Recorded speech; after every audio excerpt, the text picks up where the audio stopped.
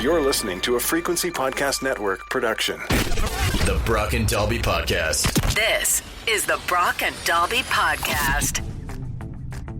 Welcome to Thursday. My name is Brock. I'm Dalby. I don't know if you saw any of the photos from the Florida Panthers celebrating after the Cup win. The boys looked like they went pretty hard, went straight to the bar afterwards. And there's this great video going around of Alexander Barkov showing up to his neighbor's house at 5 a.m. There's some Ring doorbell footage. Check this out. Presses the button like 7 times. He presses the doorbell like my 8-year-old. Coming. Oh, He's got the Stanley Cup at the door. out or what? Yes, he's coming. Turn the lights on. It's dark out here. You asked for this. You asked for He's this. on his way. So I guess his neighbor was like, hey, if you win the Stanley Cup, I'd love to see it. show up and bring it to my house. I love the idea of 5 millionaire delinquents walking around. Like, Barkov looks like he just passed his bar exam. He's still got the Stanley Cup like champion towel around his neck and everything. He's got a like, disheveled suit. His tie's like 3/4 loosened. It's just him and 4 other dudes standing in the street of just a private neighborhood. Like, this could be in front of your house, holding the greatest prize in all of well, hockey. 9 times out of 10, if at 5 in the morning you get a notification on your Ring doorbell cam, especially in this city, it's usually not a good sign. It's not a good time, but you never know. Maybe that 1 in 5 times it's a Stanley Cup champion. If someone's ringing your doorbell going, you asked for this, probably not good. You probably do not want to unlock that door. This is the Brock and Dalby Podcast. Motley Crue was Shout at the Devil. Hey, good morning. My name is Brock. I'm Dalby. It's crazy some of the things that get passed down from generation to generation. I was at my buddy's house for a little barbecue last night. We were playing music and some Marilyn Manson came on, and then we were talking about Marilyn Manson. And my buddy's daughter goes, is that the guy who removed his ribs so he could bleep his own bleep? Yeah, so you could do the thing? And I was like, that's still going around, That's crazy. Because I'm guessing if it's the friend I'm thinking of, daughter's, what, 15, 16? Yeah, 14, 15, something Somewhere like in that area. And, like, I remember hearing that when I was 14 or 15. Dude, yeah. That's wild. That it was is something my buddy's older going. brother told me at a sleepover when I was like 12 years old. And the fact that the lore of that is still going around blew my mind. We don't even talk about Marilyn Manson anymore. Like, when we were growing up and that rumor was so prevalent, it was also while he was making hit music and was all over the world. There's part of me that's always wondered if he started that rumor just to get like more talk around. I mean, it was the one thing everybody would talk about when they would talk about Marilyn Manson. It was like the hot goss on the schoolyard, man. Oh, absolutely, man. You'd hear about it on the monkey bars. You know, you'd hear about it under the slide. There was a lot of these rumors about celebrities that went around. There was the Marilyn Manson one, and then there was, who's the guy who put the gerbil up his butt? Richard Gere. Yeah. Which Yeah. I think I've seen that one. I think has passed down. Like, when I was a kid anyway, was Richard Gere, which was also like he was in Pretty Woman. Like, he was a famous actor at the time. Yeah. I feel like it's been attributed to newer people as time has gone by. That one I don't feel like is the Manson one. I don't feel like he started that one. No, I don't think you would. I think it's the same as when I was a kid and Rod Stewart had to get his stomach pumped because he was ingesting. See, it's funny you say Rod fluids. Stewart. Yeah. I heard it was Prince growing up. Right. And I think I also saw that it was Bon Jovi. And then I also feel like I've seen some like modern day rappers get the same treatment. You know what I mean? Yeah. Like now all that stuff spreads on Twitter, but back then it just spread town to town somehow through everybody's older brother. Everybody's older brother just somehow had the connection. Like, So weird. And again, like, for the Marilyn Manson thing, like, I grew up in the Northwest Territories, and you grew up in Milton, Ontario, and there is a 12-year age gap between us. And yet we both heard the exact same story. and then everybody felt their ribs and then tried to bend over afterwards. you start counting, right? Okay, no, I'd have to get rid of one, One. maybe 3. I don't think I bend like that. The Brock and Dalby Podcast. So one that we always used to do was that Bloody Mary in the mirror. Oh, if you say Bloody Mary 3 times, she'll pop up. Yeah. Yeah. And then there was always everybody always had an old guy on their street. And he was always the crazy old murderer guy. The dude from Home Alone. Yeah, something along those lines. Even if it wasn't like an old guy, there was always like a house on every street Right. where someone was like, someone died there, right? That's just, there was no evidence of it ever, but someone's brother told someone's cousin, told someo's nephew that six right. people were murdered in the basement of that house, and every kid would skip it on Halloween. All the time. You always hear your buddies to do the Nicky 9 doors of that house. Yeah, it was that. And then a lot of people were texting in about the lady and her snake. I feel like this was a big schoolyard rumor where it's like, did you hear about the lady in town who had the boa constrictor? Yeah. And she'd let it lay in her bed beside her every night. And then one night she woke up and the thing was halfway swallowing her. Yeah. My brother went to college with a guy who lived next to that lady, and he saw the animal control people take the snake out, and it had a big lady-sized lump in its belly. Someone else texted in that Victoria's secret is that Victoria was born a man named Victor. Oh, I've heard that one. You know what? There's one that it was only about maybe 10 years ago I stopped believing, was that gangs shoot people who flash their high beams in town. Oh, yeah. Did you ever hear that Is one? that not true? I'm fairly certain it's an There's urban like a Kevin legend. Bacon movie, I swear I saw that in. But when I moved from like small town Hay River to Edmonton to go to college, I refused to use my high beams in the city because someone in high school told me. Yeah. That's how you get shot in the city, man. There's so many of these rumors. A lot of ones about like a girl who maybe did something with peanut butter or had a frozen hot dog or something like that. You know, one of the classic ones is that Paul McCartney died and was replaced by a lookalike. There's the one about Avril Lavigne now, too. That's true. Yeah. That's the reboot. Yeah, that was Paul is Dead was the original, and then the sequel was Avril Lavigne was replaced by a clone. Turns out our schoolyard rumors is just like Hollywood. We have no original ideas anymore. Everything's a sequel nowadays. The Brock and Dobby Podcast. So long, farewell, I'll be there saying goodnight. Hard to believe it, but today is the last day of spring. Yeah, man. It feels like it honestly flew by this year. Summer kicking off tomorrow. So as we always do when the seasons change, it is time to say...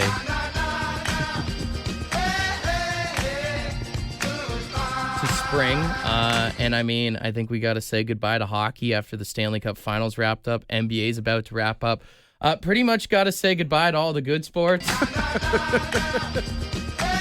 Golf over here going, what did I do to you? Golf's a drinking event, okay? Sorry, you're right.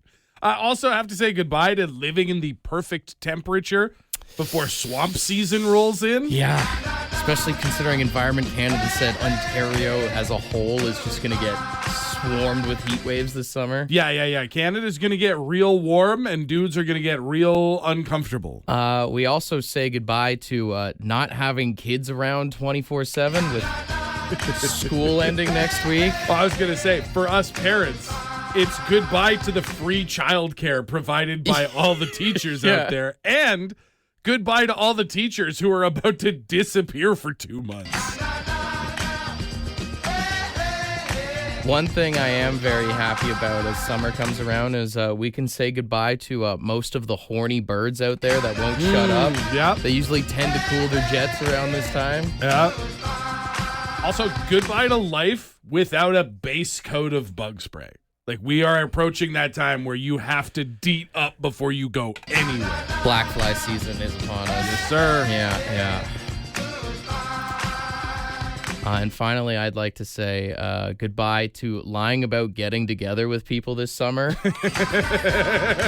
You do that like all winter where you're like, oh, this summer, like we're bound to get together. And then the summer hits and you never talk to them. Oh, man, wouldn't you know it? It's fall already. I can't believe we didn't get together. We'd love to have you guys come out to the cabin. You never have them come out to Maybe the cabin. next summer. Maybe next summer. The Brock and Dobby Podcast. The Brock and Dobby Podcast.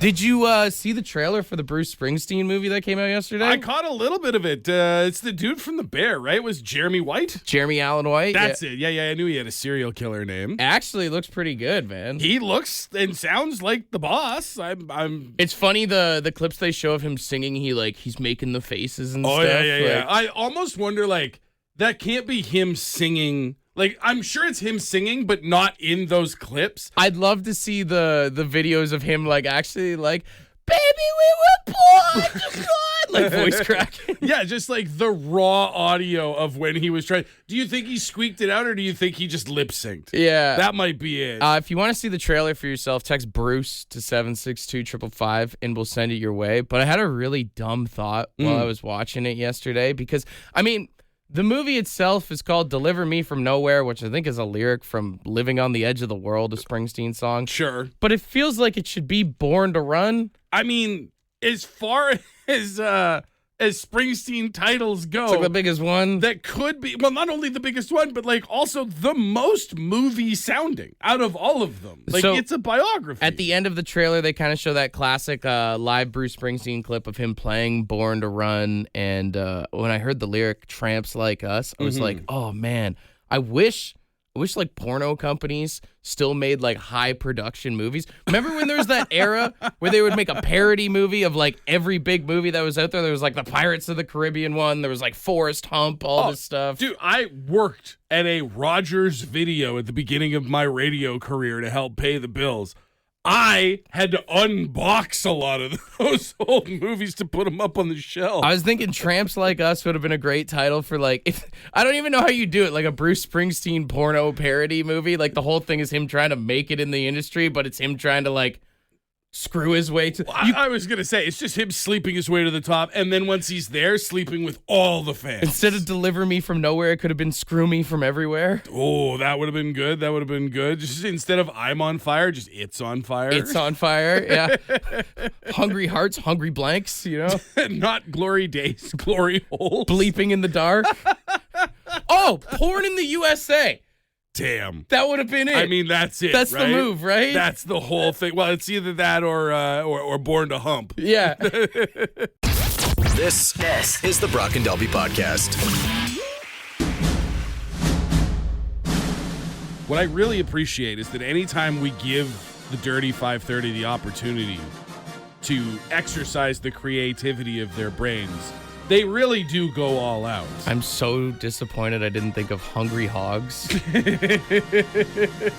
You know what? It's all the text that we got at 762-555 about how we didn't try and change the name Little Pink Houses to anything. That was an easy one, wasn't it? Guys came up with a lot of little pink things that could have made a great title for a porn version of the Bruce Springsteen biopic. But, I was thinking, I was like, well, this isn't just new, like the idea of changing a biopic into a parody. Like you were saying before, the porn industry, the adult industry used to change all these movies. Every movie, yeah. So, you're upset that you missed Hungry Hogs. I want to give you a chance to redeem yourself. Okay. With some other very famous musical biopics. What would you change them to? And I think the easiest one to start with is the Freddie Mercury, the Bohemian Rhapsody. Oh, I mean, that one's easy. You go Ho-Remian Rhapsody. Right? It's the same. I mean, maybe you don't want it to be the same story because that maybe wouldn't make people too horny. But That might be a little bit. yeah.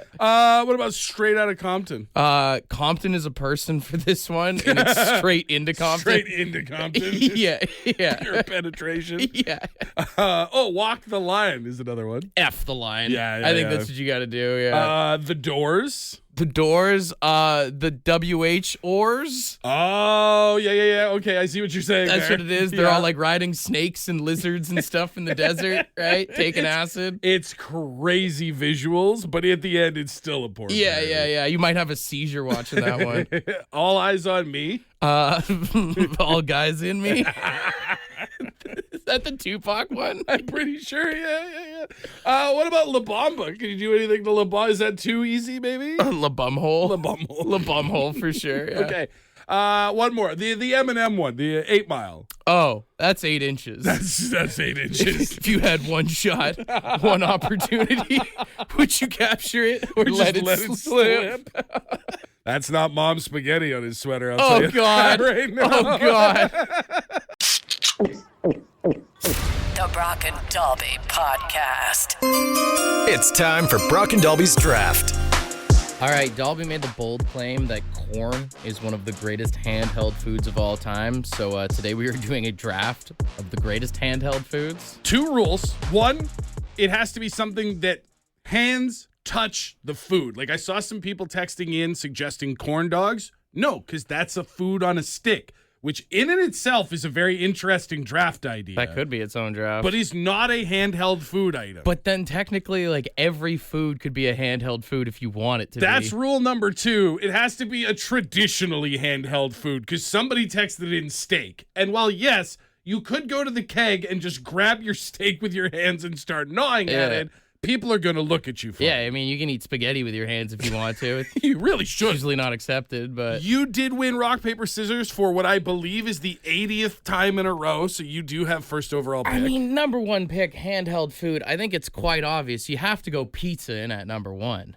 Pizza's on my list. It was not my number 1. Pizza is the GOAT of all foods in general, and I mean handheld. Whether you're sober or you're drunk, you can eat it. You can fold it. You can do whatever you want to it. You can sit around and eat the crust afterwards.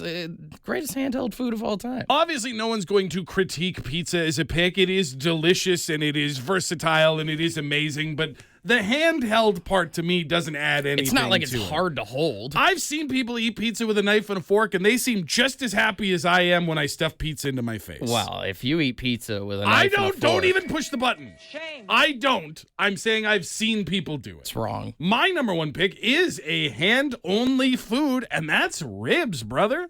Get your hand on a nice big rack of ribs. Half the fun of eating ribs is getting in there and getting messy. Sauce all over your fingers, all over your face. That's just a good time. Too messy for me. Love me some ribs. But number 2, I'm going to go chicken wings. Yeah, chicken wings was basically the same idea. Chicken wings has to go there. A lot less messier than the whole ribs idea. You get a basket full of them. You can eat 2 pounds of a bird and not feel bad about it. That's just your hatred of birds coming out. That's all that is. My round 2 pick, I like to have a little fun. I like to go tacos. Tacos are versatile, man. You got hard shell, you got soft shell. Still messy, though. I love tacos, too, but a very messy handheld food. I feel like maybe you just aren't controlling yourself at the table. If you can't eat tacos without making a mess, you're not hungry enough. If you're not making a mess eating tacos, you're not doing it right, in my opinion. Tacos give you so many options, very similar to pizza, but again, it's just more fun to have them in your hands. Final pick in at number 3. I think I'm just going to go with a burger, man. Burger's pretty simple choice right? here, It was between that or the hot dog, but I'm going to go burger, especially like when you go through the drive-thru, whatever, you get a McDouble, you go to A&W, whatever it is, get some matzo burger. You can sit and just eat it while you're driving. You can barbecues, all that kind of stuff. It's funny to talk about things being too messy, but then saying you'll eat a burger in the car. That's a messy moment right there. It would be the easy 3rd pick, and it would make our list very similar if I took the other side of that and went hot dog. And hot dog deserves to be mentioned, but I'm going to stick with the truth that brought us to this draft in the first place, and I am going to go with corn on the cob. And to all of you out there who use the little things that you poke into your corn on the cob, you're doing it wrong. It's a messy pick. Get your hands on the cob and get in there. Yeah, I mean, I wouldn't even have corn in the top 10. I'm not going to lie. I'm just thinking people aren't making you good enough corn, brother. It's so good. It's not pretty hard to mess up corn. Also, it's the only food on both of our lists that your body doesn't even digest. That's fine. Listen, I'm not here for nutrients. It's wasted space. I'm here for flavor. I'm taking the corn, I'm covering it in butter and salt and pepper and maybe some other seasonings if I'm getting crazy. And I don't care what happens to it after it hits the tongue. That's my body's choice. I don't know, man. Everything is all flavor-based. I'm confident in my list this morning. I got pizza, I got wings, and I got hamburgers for best handheld foods. I apparently picked a messy trio. I got the ribs, I got the tacos, and I got corn on the cob. The Brock and Dobby Podcast. Controversial results for the draft here this morning because... before we could get our final total, we did lose internet here this morning. On our computers, it's okay. I have pulled up the text line on my phone because I will not have you trying to weasel out of a victory I did not think I would get. I'll give it to you. Victory! That's a victory. All the cobbers out there speaking this morning for the love of corn on the cob. Can I read the worst vote we've ever got? And it's for me, so I still feel justified in saying... corn should be dripping down your chin. My vote goes to him. That was the winning vote. And I wish it didn't happen. Don't ever want to have dinner with that guy. A lot of things left off the table, though, for handheld food. Shrimp being a big one that was texted in. Neither of us picked burritos. Beef jerky, pepperettes as well. And also, The fact that neither of us picked any sort of sandwich. No sandwiches whatsoever. I did see someone, I think his name was Aiden, texting. And again, we've lost our internet here, but I believe Aiden was the one that said peanut butter and jelly sandwich. And I get what he's saying. A sandwich, especially a PB&J, handheld goodness. But I don't know. It doesn't feel right to rank it above any of the stuff that we picked. I mean, egg salad sandwich could have been on there. Egg salad, maybe. Egg salad, you can hold it anywhere, even at a funeral. It's one of the few foods that you can eat while someone is dead. You know what else we didn't pick at all? No fruits. No fruits whatsoever. Well, if anybody's seen us in public, they know that. The Brock and Dalby Podcast. There's a man who showed up to court in Texas and got scolded by a judge for a T-shirt that he wore. Here, listen to this. Good morning, sir. What made you think that was a good shirt to wear to court this morning? Uh-oh. That's all you could find? That's all? The only shirt you had in your closet? World's best farter. That's great. No, it says, I can read it. I see what it says at the bottom. You're in felony court. You need to dress appropriately to felony court, and that's not appropriate. Damn. Did you get someone hired? It's the... This man's not even out here like trying to fight a traffic ticket or anything. He's in felony court wearing a gift you'd get your dad from San Francisco. World's best farter? She talks to him for like another minute and makes him go to the back of the line again. But... I don't have time for you right now. You could wait. I do love the idea, though. You're like looking at every shirt in your closet and you're like, yeah, this is the one. This is the problem, right? Is they allowed courts to start using like Zoom or whatever. And thank you for doing that, by the way. For the content. We've got some great material on this show from that. But when you have to go into court, like there's this air of importance of like, oh, I want to look my best. I want to dress up. Whereas it's like a work meeting when it's a Zoom call. You're just like, whatever I'm wearing is fine.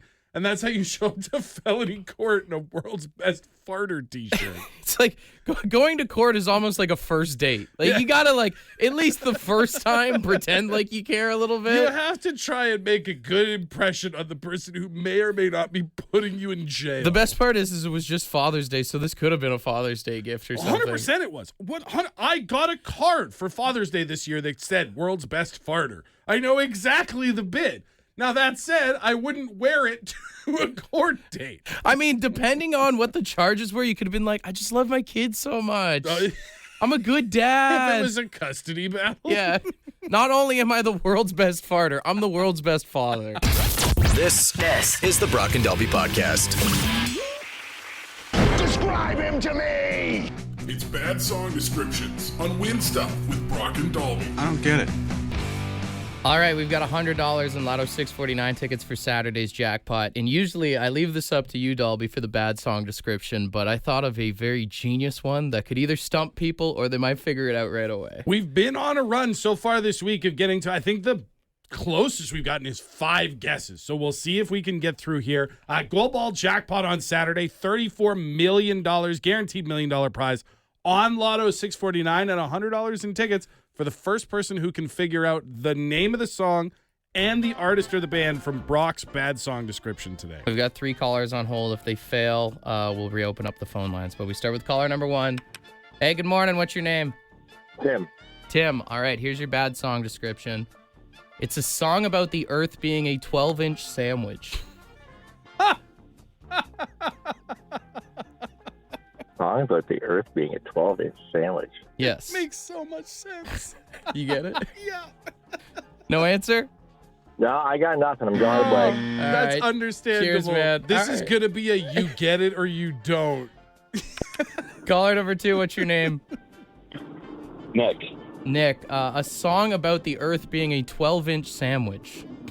I have absolutely no idea. That's fair. Cheers, bud. That's 2. Caller number 3, what's your name? Hey, it's Brian. Brian, a song about the earth being a 12-inch sandwich. Do you know the band and the song? No, I'm stumped. We haven't even gotten Not even a guess? yet. 3 strikes. Caller number 4, what's your name? It's Bruce. Bruce, a song about the earth being a 12-inch sandwich. How about Earth, Wind, and Fire? I've had enough. It is not. Interesting pick, but no, that's not it. All right, we move on. Hey, good morning. Who's this? They just gave up. That counts. That's 5. Hey, good morning. What's your name? It's Ryan. A song about the Earth being a 12-inch sandwich. What says you? Would it be OLP Subway? No, Our Lady Peace has never done a song called Subway, unfortunately. I will say he is headed in the right direction. Oh, absolutely. Yeah, he's going to be kicking himself. Wrong title, though. Hey, good morning. Who's this? This is Derek.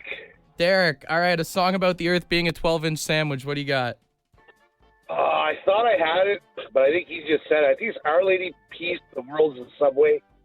You're that close. Is also not a song title. Not the song you title. You have to give us the song we title. Are so close. The next person better get it or they're getting shame-belled. Hey, good morning. Who's this? This is Anna. Anna, turn your radio down. Yeah. A song about the Earth being a 12-inch sandwich. Is it Yellow Submarine by the Beatles? It is not. Oh. No, we have moved in the wrong direction. We have moved in the wrong direction. Our Lady Peace was headed in the right way. Yeah. Hey, good morning. Who's this? Hi, it's Thomas. Thomas, a song about the Earth being a 12-inch sandwich. Can you please figure it out? Is it Superman's Dead by Our Lady Peace? Yeah! Damn right it is! The world is a subway or a 12-inch sandwich. I don't know how Subway has never used that for a commercial before. I don't know. That would be smart. You get the ding and the round of applause, and you get to know that you are smarter than everybody else this morning. All right. If you do happen to win the big jackpot, some nickels and dimes or at least a couple subs for the boys. Oh, of course. I'll get you a 2 for 1. I'm getting double meat, baby. Yeah, don't cheap out. We want steak and bacons, all right? Oh, yeah, add as much bacon as you want. The Brock and Dalby Podcast. Oh, text. You should text us, baby. 760-555. Ask us all your questions, and we'll try to reply. Ooh, slick. All right, yeah, let's get her going. 762-555. We got a decent amount of questions in here. First one says, what would be the first thing you would do after winning the Stanley Cup? Ooh, first thing I would do is I would drink out of it. I've always wanted to. I'm upset that I'll probably never get to because I don't know any hockey players. I do like when people do the food things, like Roberto Luongo ate a bunch of pasta out of it. Yeah. Someone did poutine a few years ago. Someone did do a margarita actually one time, which was pretty sick. If I specifically won the Stanley Cup, like if I, Drew Dalby, won the Stanley Cup, probably realistically the first thing I would want to do with it is take it back to my hometown and be like, how do you like me now? What is the least sexy name? The least sexy name? I feel like it's got to be like one of those old lady names, no disrespect, like a Myrtle, an Mildred. Agatha. Mildred's a tough one to yell out in bed. Yeah, Gertrude is pretty bad. Oh, Gertrude. Oh, Gertie. No. Mildred to Millie maybe works, but Gertrude to Gertie, not a good time. I don't know. Even Millie to be like, oh, damn, Millie. What's a bad guy's name, though? Like, because we don't really have those, like, old-timey sounding guys' names almost have, like, an air of royalty to them. I feel like maybe not sexy, but tough to yell out in the bedroom would be like, Bob! Bobby! Oh, yes, Bob. What would you do if you were given 60 seconds to annoy the world? 60 seconds to annoy the world? You could Rickroll them or something. Yeah. I think if I had 60 seconds to annoy the world, you're right. It would probably have to be playing some sort of sound, some sort of song. Earworm feels the best. Maybe, what's that? The Crazy Frog. Oh, yeah. Ding, ding. Or just even sit there and go. Oh, God. Dude, give me 60 seconds with a smoke detector, the battery's running low. Yeah. Because not only will that noise drive people crazy, but people will start checking their own smoke detectors.